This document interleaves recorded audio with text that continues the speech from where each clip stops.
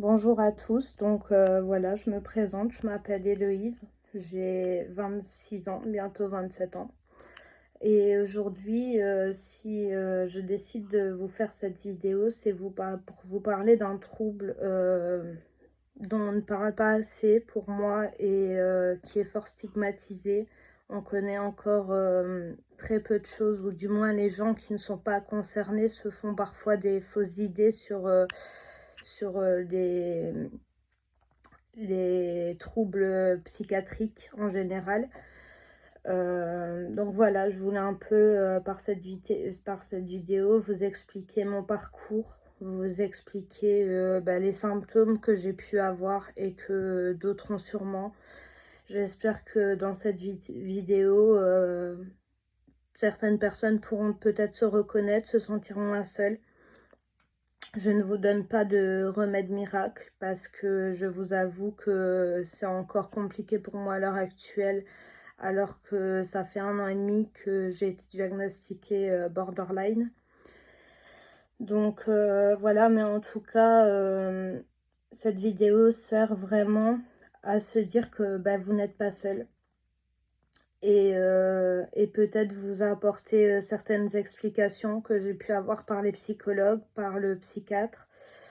En fait, pour vous expliquer un peu mon parcours, moi, depuis mes 12-13 ans, j'ai été diagnostiquée en tant que personne dépressive. J'ai commencé à prendre des antidépresseurs vers l'âge de 15-16 ans. Voilà, très vite, je me suis rendu compte que aucun médicament ne faisait effet et que parfois même ça faisait l'effet inverse. Donc j'avais beaucoup plus d'idées noires. Physiquement aussi, je ne me sentais pas bien, je dormais énormément. C'était très difficile parce que je prenais le traitement en me disant en fait on veut juste que je dorme pour oublier, mais moi c'est pas ce que je voulais pas, je ne voulais pas oublier ma peine, je voulais qu'on la comprenne, qu'on me juge pas, et je me suis sentie souvent jugée, euh, souvent peu écoutée, peu comprise. Parce que je pense qu'il faut vraiment être dans la situation pour comprendre ce qu'une personne borderline peut vivre, même si à l'époque, j'étais pas encore diagnostiquée. Donc voilà. Je vais commencer à vous parler un peu de mes symptômes et des choses qui ont mis la puce à l'oreille au psychiatre que je vois actuellement. Donc en fait, j'ai été diagnostiquée borderline il y a 1 an et demi par mon psychiatre. Moi, ce que je ressens, ce qui est fort présent chez moi, c'est déjà la peur de l'abandon. Je suis quelqu'un qui a très peur d'être abandonné et qui va se suradapter toujours aux personnes en espérant qu'elles m'aiment plus. Je peux acheter des cadeaux de manière excessive. Je peux vraiment me mettre dans tous mes états parce que un membre de ma famille doit partir pendant 2 jours quelque part, par exemple, parce que mon compagnon ne m'aura pas mis un cœur au message, alors que parce que voilà, je vais me poser la question en me disant mais qu'est-ce que j'ai fait, enfin directement, voilà, ça va engendrer énormément de questions sur moi. Je vais toujours tout remettre en question, tout remettre sur ma faute, en me disant que je ne suis pas digne d'être aimée, que je ne mérite pas le respect, que je ne mérite pas l'amour. Et voilà un simple message que je vais mal interpréter, un simple regard aussi, parce que voilà, par exemple, à l'heure actuelle, je ne travaille plus parce que le fait, si par exemple j'ai été avec des collègues de travail, donc moi de base je suis éducatrice, et donc si les collègues de travail commençaient à parler d'un sujet, puis j'arrive, boum, ils arrêtent de parler, les gens qui n'ont pas cette pathologie se diront ils ont sûrement une conversation qui est privée, alors que moi j'allais le prendre très personnellement, j'allais vraiment le prendre pour moi. Et c'était très difficile à gérer parce que il faut savoir que dans le trouble borderline, c'est tout ou rien. C'est tout le monde me déteste ou tout le monde m'aime. il n'y a pas de juste milieu. Et donc, si une personne, par exemple, ne s'entendait pas avec moi au travail ou me faisait une réflexion, moi, c'était tout le monde est contre moi. Donc, évidemment, c'était très handicapant. Je revenais de mes journées de travail épuisée et toujours triste parce que je ne me sentais pas acceptée, en fait. Et sachant que bien évidemment j'ai caché ce trouble borderline parce que je vous fais pas dire que en étant éducatrice, on est censé être stable psychologiquement, ce qui n'était pas mon cas. Et pourtant j'ai toujours voulu aider les autres. Ça a toujours été une passion pour moi, une vocation plutôt. Donc voilà, ça c'est vraiment le sentiment qui prend le dessus énormément, c'est la peur de l'abandon. Alors je vais réagir de façon différente selon les moments, c'est-à-dire que si j'ai peur de l'abandon, je peux soit presque supplier la personne de rester et comme je vous ai dit, me suradapter, ou je peux quitter la personne, je peux mettre fin à des relations, que ce soit amoureuses, amicales ou même familiales, par peur d'être abandonnée en fait. J'abandonne avant qu'on m'abandonne pour que ça me fasse moins mal, ou du moins j'ai le sentiment d'avoir le contrôle, parce que j'ai beaucoup de mal avec les choses que je ne contrôle pas en fait. Et autant vous dire que dans la vie, il y a beaucoup de choses qu'on ne contrôle pas, et ça c'est très difficile pour moi parce que je suis toujours dans cet hyper contrôle. Donc voilà, je vous dirais que le deuxième sentiment, en tout cas chez moi, c'est la colère. Alors la colère, c'est un sentiment que je ressens très très souvent. Je peux être en colère contre le monde entier ou contre une personne en particulier, qui peut changer du jour au lendemain aussi, parce qu'on passe un peu de la valorisation à la dévalorisation. Donc je peux trouver aujourd'hui mon partenaire fantastique, génial, rempli de qualité, et puis le lendemain me dire bah non, mais en fait il a rien de ce que je veux, m'énerver contre lui. Enfin voilà, je vais vraiment passer d'un extrême à l'autre, vraiment. Et donc c'est dans ces périodes-là de dévalorisation qu'il faut que je sois attentive et que je fasse attention, parce que sur un coup de tête, je peux prendre des décisions. En fait, dans le trouble borderline, il n'y a pas de filtre. Donc on va prendre des décisions sur le coup des émotions souvent, ce qui amène à prendre des mauvaises décisions et à regretter par la suite et à se détester en fait d'avoir pris ces décisions-là.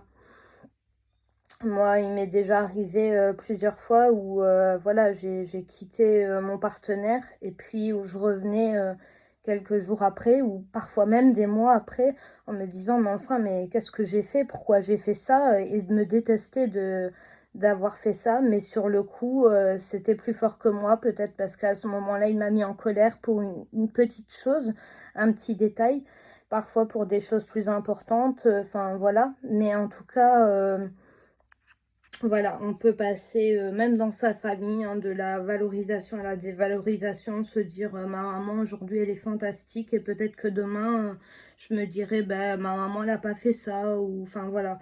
C'est très très difficile à gérer, parce qu'en fait d'un jour à l'autre on ne va pas ressentir la même chose, parfois même je dirais d'une heure à l'autre, ça peut changer d'une heure à l'autre.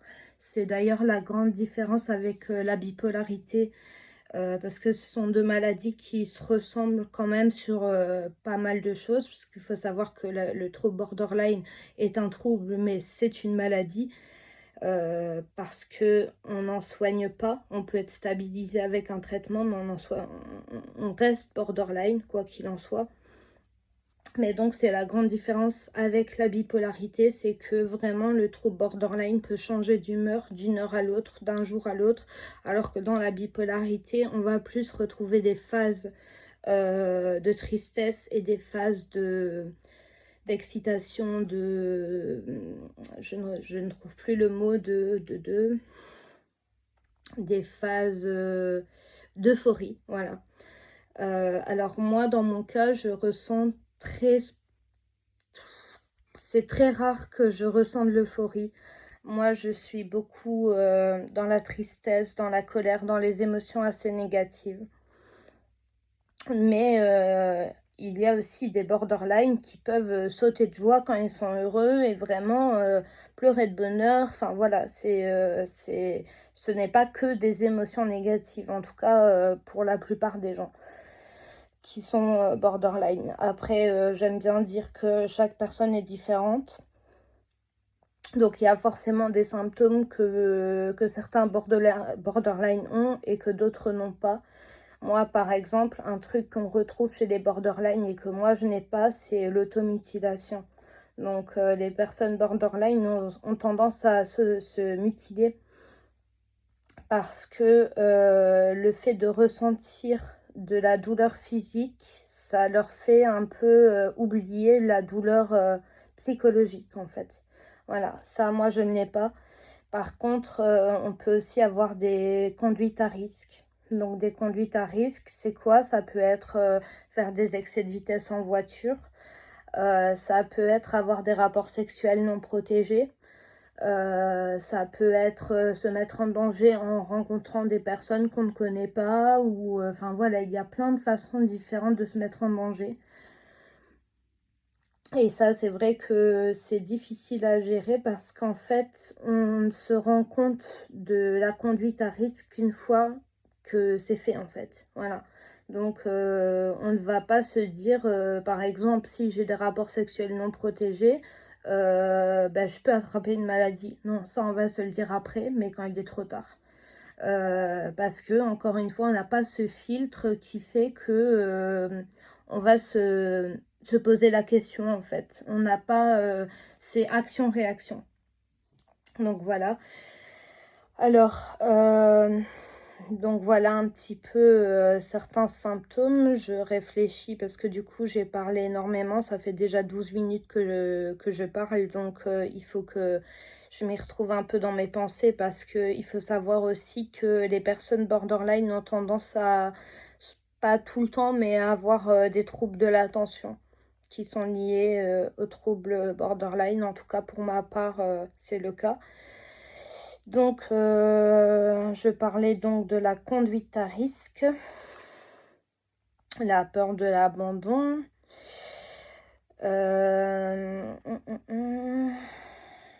Je suis désolée si je mets un peu de temps, mais je n'ai rien préparé avant cette vidéo. Je voulais vraiment être la plus naturelle possible, la plus honnête possible. Et je ne voulais pas vous donner une théorie, en fait, toute faite. Je voulais vraiment vous partager mon ressenti, mes sentiments et être la plus honnête possible. Et donc, je voulais pas réfléchir à l'avance à ce que j'allais vous dire, en fait.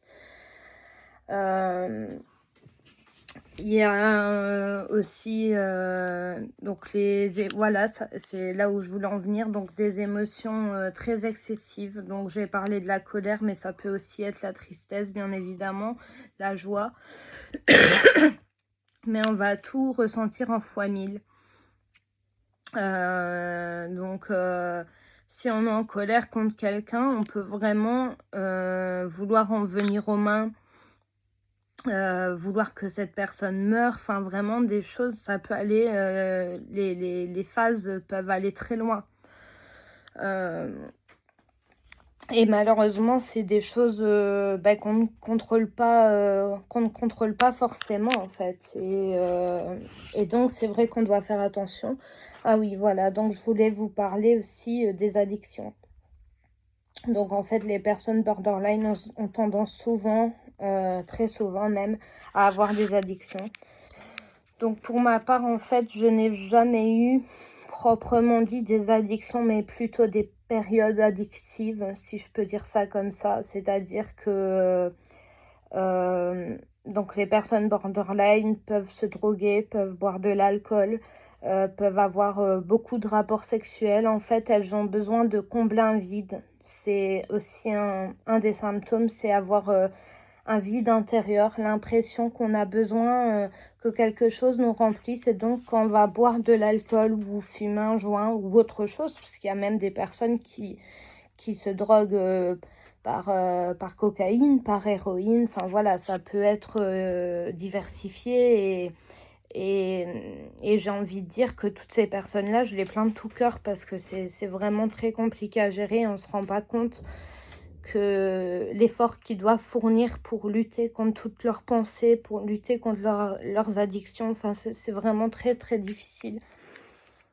Donc, voilà. Mais oui, effectivement, les addictions, ça peut être aussi un des symptômes. Donc j'ai parlé aussi de la sensation de vide. Alors moi, ma manière de compenser cette sensation de vide, en fait, c'est soit on va avoir beaucoup d'émotions ou soit on va avoir l'impression de ne plus rien ressentir, de ne plus être touché par rien, ni par le positif, ni par le négatif. En fait, c'est un peu comme si on vivait à côté de notre corps, qu'on n'était plus dans notre corps. Et donc, moi, personnellement, ma manière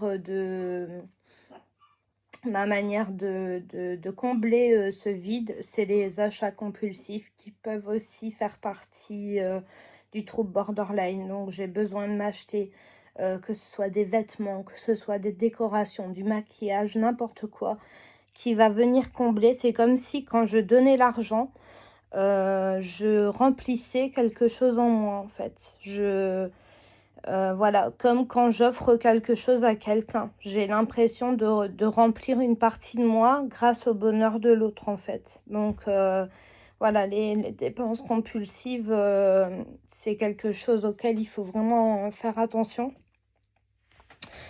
Donc, il faut savoir que je ne vous ai peut-être pas parlé de tout. Ça, c'est déjà une chose, parce que comme je vous dis, je n'ai rien préparé. Ce que je voulais aussi vous dire, c'est que je ne suis pas là pour vous faire un diagnostic. Donc, juste pour vous éclairer, peut-être que certains se diront, ben tiens, ça me fait penser à moi. Dans ce cas-là, peut-être aller voir un psychiatre, un psychologue qui pourra mieux vous éclairer. Et peut-être vous donner des réponses que vous cherchez depuis longtemps. Parce que vraiment, le fait d'avoir un diagnostic, oui, ça fait mal, mais ça aide aussi à comprendre mieux nos comportements. Et je pense que c'est important d'avoir des réponses à nos questions et de se dire, bah, c'est pas qu'on n'est pas normal en fait, c'est juste une pathologie qui est là, avec laquelle on doit apprendre à vivre et c'est pas tous les jours évident. C'est une pathologie qu'on déteste souvent, on se déteste soi-même de ressentir ces émotions et on déteste le fait bah, que ça nous arrive à nous finalement parce que très peu de personnes le comprennent. Il faut savoir que ça peut faire reculer beaucoup de personnes quand on parle de troubles psychiatriques et que même la famille doit souvent se faire accompagner, la famille, le compagnon doit souvent se faire accompagner psychologiquement parce que ça peut être épuisant aussi pour eux, parce qu'ils ont besoin on a besoin d'amour constamment, on a besoin de reconnaissance constamment, d'être rassuré constamment et c'est vrai que c'est épuisant pour nous, mais c'est aussi épuisant, pour les personnes qui nous entourent. Donc ça, c'est aussi une chose à savoir, c'est que, on n'est pas seul à souffrir. Il y a tout un monde autour de nous qui souffre. Même si, à certaines périodes, on s'en rend pas forcément compte et où on va se sentir, très seul au monde. Avoir l'impression que personne nous aime et donc, dans ces cas-là, on va pas, moi là, je vous parle avec le recul, mais quand je suis dans une phase de crise, je pense que personne ne m'aime et que personne ne s'inquiète, pour moi. Donc voilà, je pense que je vous ai expliqué une bonne partie, des symptômes, même s'il y en a, sûrement d'autres qui dépendent encore une fois de la personne et bon, c'est possible que j'ai oublié des choses, mais je referai de toute manière d'autres vidéos qui seront plus ciblées donc sur la peur de l'abandon, Voilà. Sur la peur de l'abandon, peut-être, aussi sur, les clés que je pourrais vous apporter, des choses que moi j'ai essayé et qui fonctionnent. Alors justement, parlons un peu de l'après-diagnostic, je vais dire.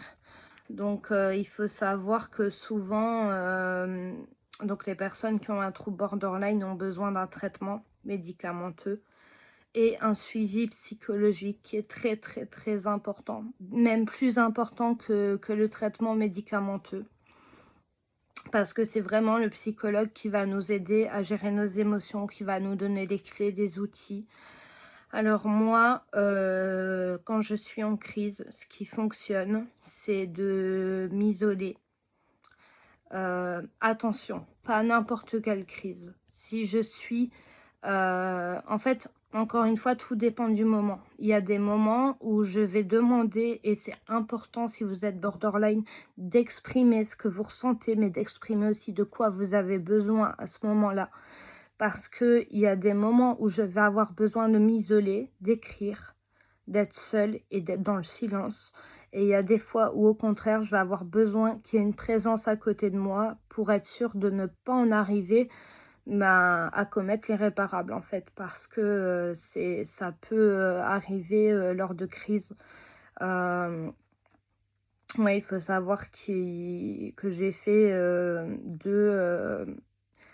je vais appeler ça des tentatives de suicide, mais c'était plus des appels à l'aide. Mais en tout cas, voilà, c'est quelque chose qui peut arriver. Donc surtout, ne restez pas seul si vous avez des idées noires.